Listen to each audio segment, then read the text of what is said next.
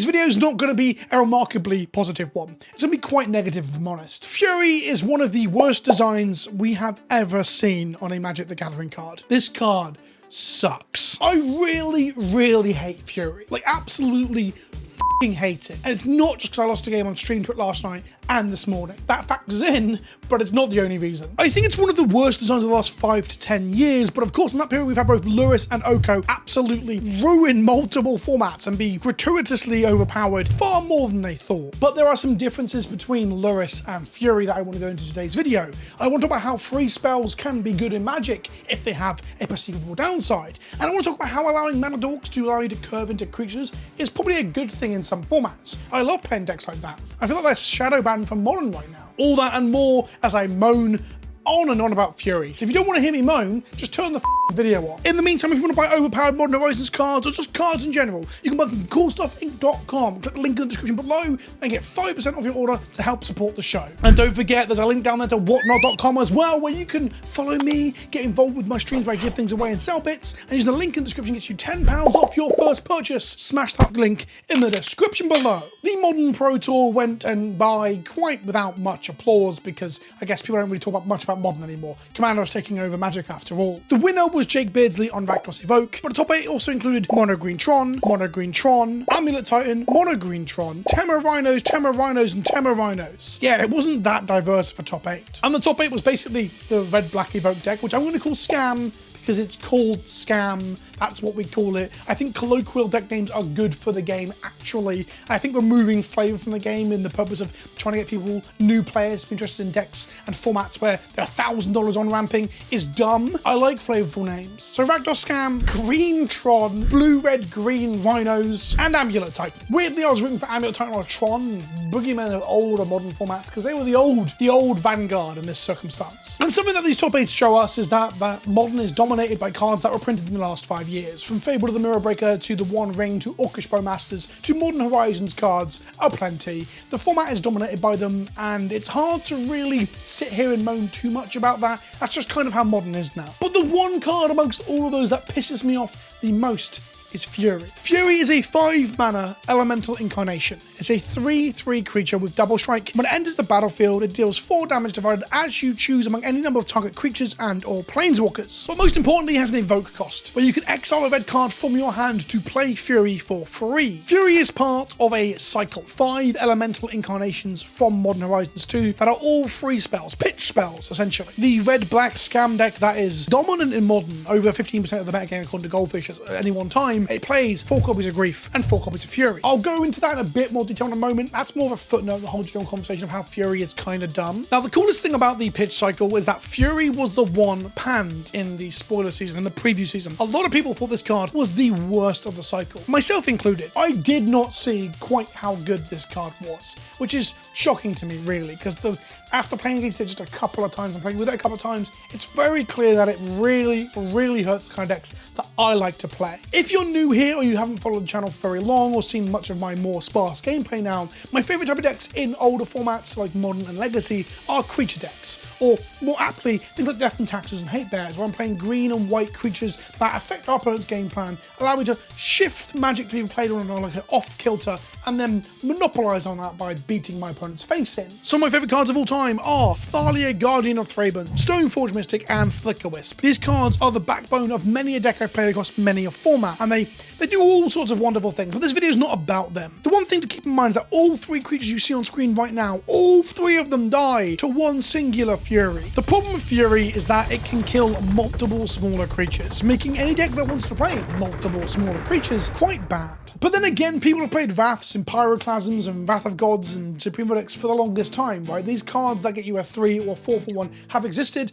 Why is Fury the problem here? Well, Fury has that evoke cost, right? It is a free spell. So you pitch a card from hand, use Fury, and kill multiple creatures. You've paid 2 cards to do a thing, and that thing is often killing 1, 2, 3, or sometimes 4 of your opponent's creatures. And thus, the free spell you've pitched from hand that cost you no mana, just discard an extra card or exile an extra card, it didn't do 2 for 1 as pitch cards probably should do.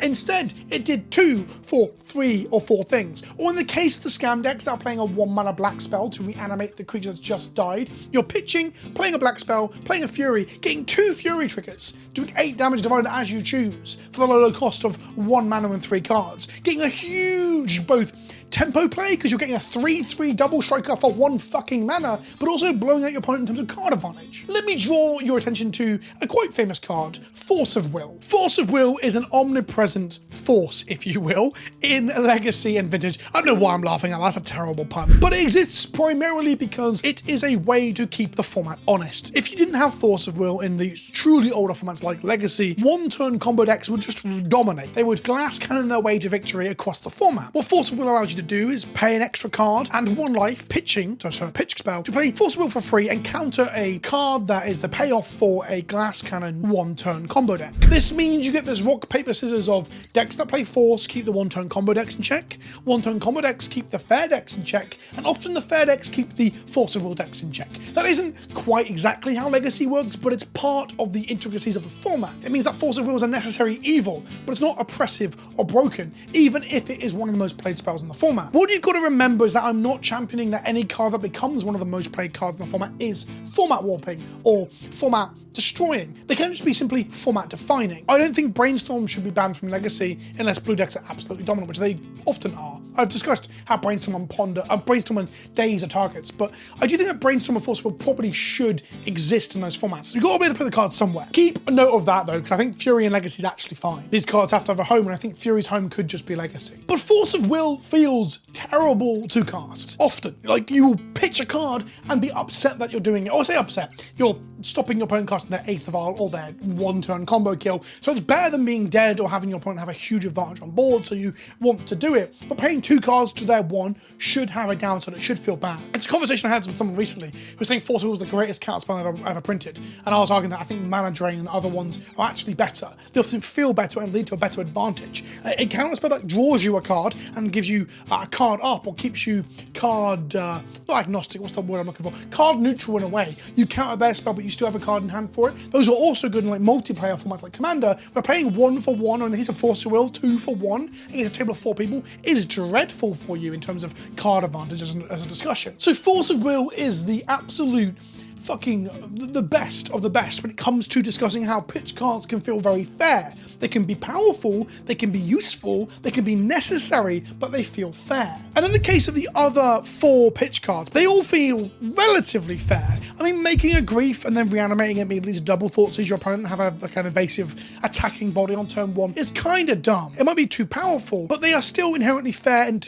before you introduce cards to break them. Meanwhile, Fury is not that fair when you can pitch a card and kill 3 things of your opponents, or on rare occasion 4 things of your opponent. There's another card that also does this. There was a pitch cycle for Modern Horizons 1 that paid homage to Force of Will, but being called Force of X and Y and Z and so on. And all of these, well, not all of these, some of these are good. The red and white ones are fucking terrible. But green and blue have seen huge amounts of play across multiple formats. The blue one is basically a down-powered version of Force of Will, and it's seen play in both Modern and Legacy's extra copies of Force of Will, showing how necessary and effective Force of Will Legacy is. Force of fucking Vigor, though, has the same problem as Fury, where you pitch a card and you cast this card, spending 2 cards for free and no mana to exile or to destroy 2 other cards of your opponents. It's fucking card neutral, and that's not how free spells or pitch spells should work. But Fury is worse than that. If you want to play a mana dog into a creature and curve out, unless you can put more than 4 power and toughness on board in that way,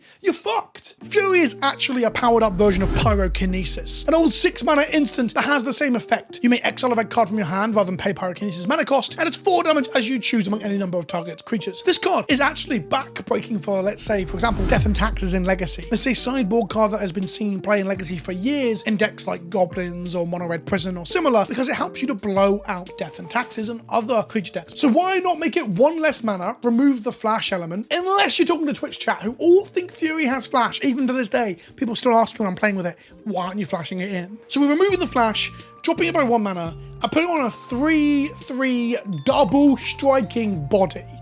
Like, it's just power creep gone fucking mad. And the problem I have with all of this is that I think the design is just wonky as shit. Here's a point, right? People are going to say the person who designed this should get fired. That's a really common comment about bad design or mistakes in video games or card game design, right?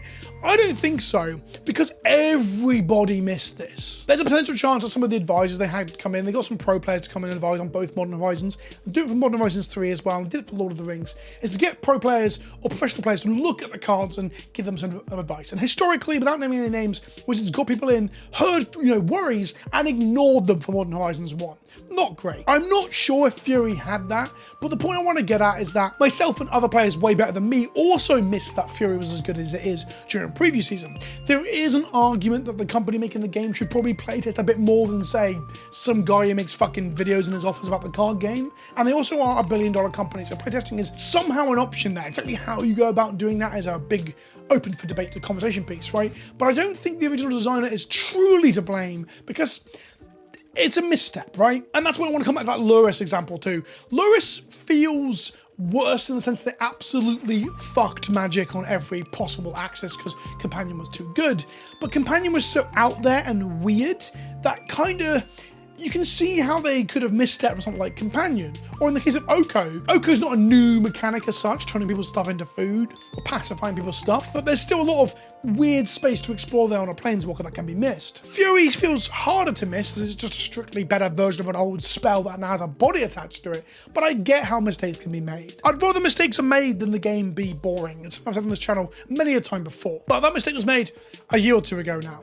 Maybe we were pushing 3 years. Trigger, put the date for when Modern Horizons come on screen now. But Fury still exists, and it's dominating Modern. Hell, it's the Pro Tour winning deck. And there's gonna be loads of people watching this video or commenting on the Twitter post about this video without watching it, or just talking about me elsewhere, saying like, what the fuck do I know? I'm no Pro Tour player, and I know I'm not. But I do think we need to examine how Modern is so weird right now. Like, no one plays Spirits, Hate Bears, D&T, Fish, or Merfolk. I mean, some people play these decks because they're die-hard, day one supporters of those decks, but all of those decks are pushed to being fringe non-entities because creature decks can't compete, because one of the most played cards in the format is one of the best creature removal spells ever printed that's also strapped to a free 3/3 double striking body.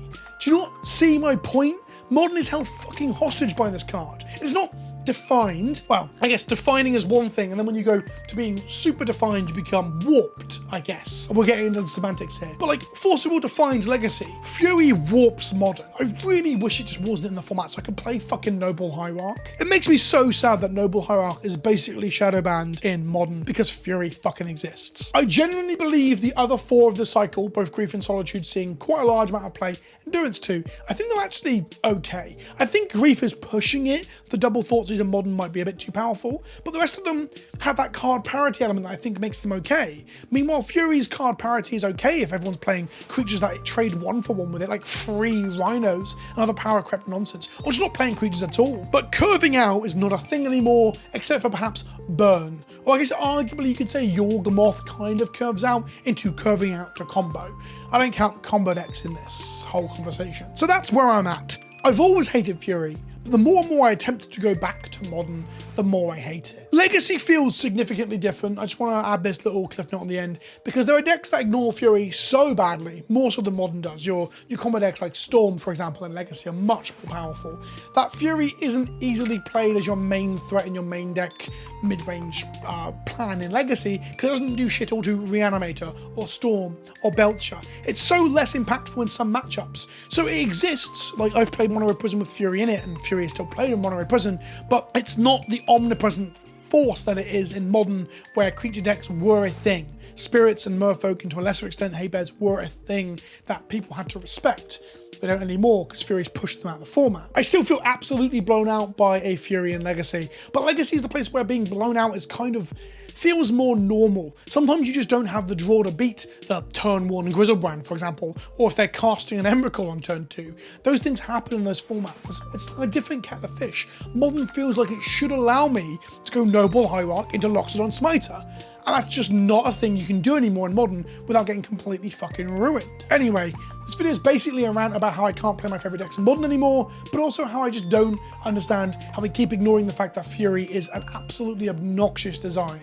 A mistake that has to live somewhere, and I'm fine with it living in Legacy. I just wish it didn't live in Modern. Yeah, long story short, ban Fury. Thanks for watching the video, hope you enjoyed it. Let me know in the comment section below if you agree with me, disagree with me, or have a side thought to it, because there's a lot of what I'm saying I think makes sense, right? But perhaps I'm being too harsh. Let me know in the comment section below, and I'll see you in the next one. Ta-ta for now.